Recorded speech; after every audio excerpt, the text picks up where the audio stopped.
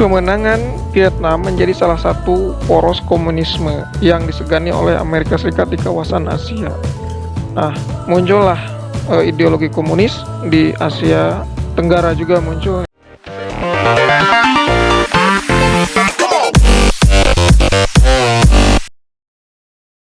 Assalamualaikum warahmatullahi wabarakatuh. Jumpa lagi dengan saya. Semoga rekan-rekan semua dalam keadaan sehat walafiat.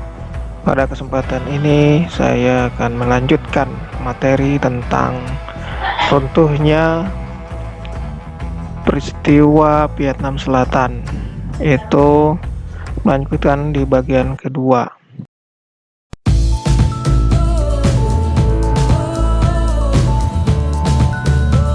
Kemenangan Vietnam menjadi salah satu poros komunisme yang disegani oleh Amerika Serikat di kawasan Asia.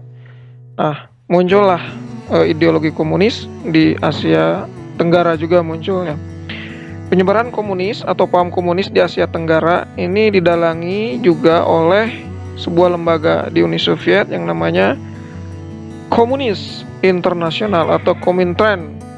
Nah, pola kaderisasi badan ini, Komintern ini dengan cara menjaring tokoh negara atau pemuda yang pintar untuk dididik menjadi agen-agen penyebar paham komunis. Ya, misalnya di Indonesia. Di Indonesia ada Dipa Nusantara Aidit. Mungkin tahu ya, yaitu dengan singkatan DN Aidit.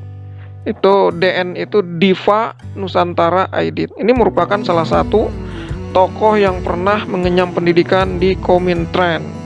Nah, di Vietnam itu ada Ho Chi Minh. Ini tokoh kemerdekaan Vietnam, juga pernah menjadi salah satu peserta didik Komintern. Nah, kembali lagi kepada dampak juga jumlah korban yang terjadi di Vietnam. Ini banyak korbannya juga. Terus juga setelah Vietnam berhasil memenangkan perang ini Ho Chi Minh, nah terjadilah penyatuan Vietnam antara Vietnam Selatan dengan Vietnam Utara. Kita lihat ini konflik antara Vietnam Utara dan Selatan banyak memakan korban. Nih kita lihat nih korbannya. Nah, sebagian visual yang saya perlihatkan, penyatuan Vietnam memakan banyak korban. Kita lihat saja di sini. Jadi konflik antara utara dan selatan di Vietnam ini melibatkan berbagai atau beberapa negara besar, ya termasuk Amerika Serikat dengan Uni Soviet. Nah, seperti Amerika Serikat mengirim batalion misilnya ke Vietnam pada tanggal 9 Februari 1965. Nah, tindakan ini didukung oleh Inggris dan Australia. Sisi lain, Tiongkok dan Uni Soviet juga tidak tinggal diam. Nah, keduanya mengancam akan melakukan invasi jika Amerika Serikat mengirim bantuan ke Vietnam Selatan. Sekitar 2.000 mahasiswa di Moskwa, Rusia, turut pula melakukan penyerangan ke Dubes AS yang dipimpin oleh mahasiswa Vietnam dan Tiongkok. Tambah dengan pengiriman pasukan Amerika Serikat yang semakin masif, tak terlepas dari insiden Teluk Tonkin, melibatkan kapal perusak Amerika Serikat yang bentrok dengan kapal Vietnam Utara 1964.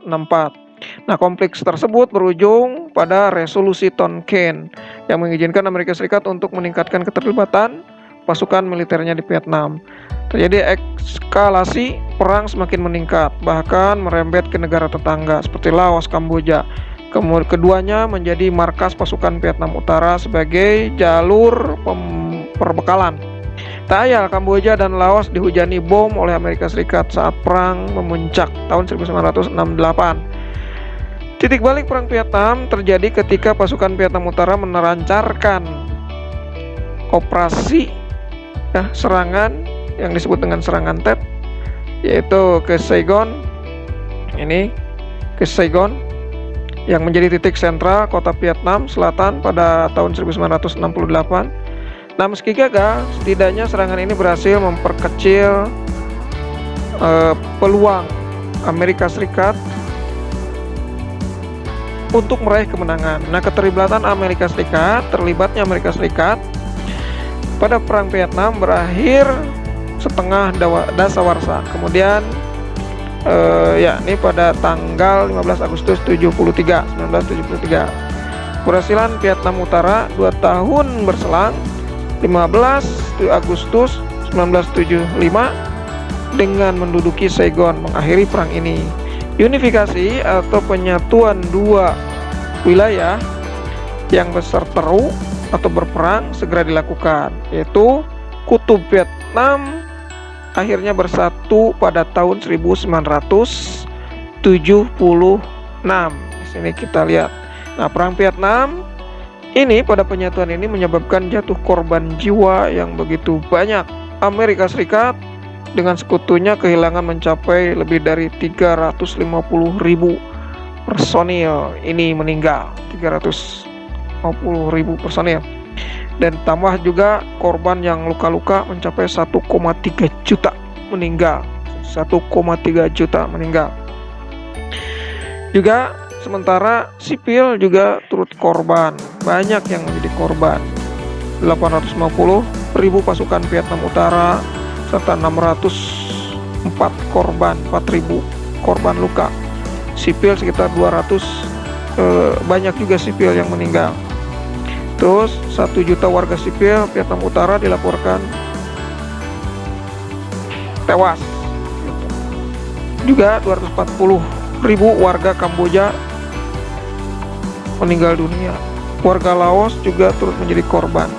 Nah, itu mungkin dari paparan konflik Vietnam di Vietnam dan runtuhnya Vietnam Selatan, bersatunya penyatuan Vietnam menjadi satu negara Vietnam.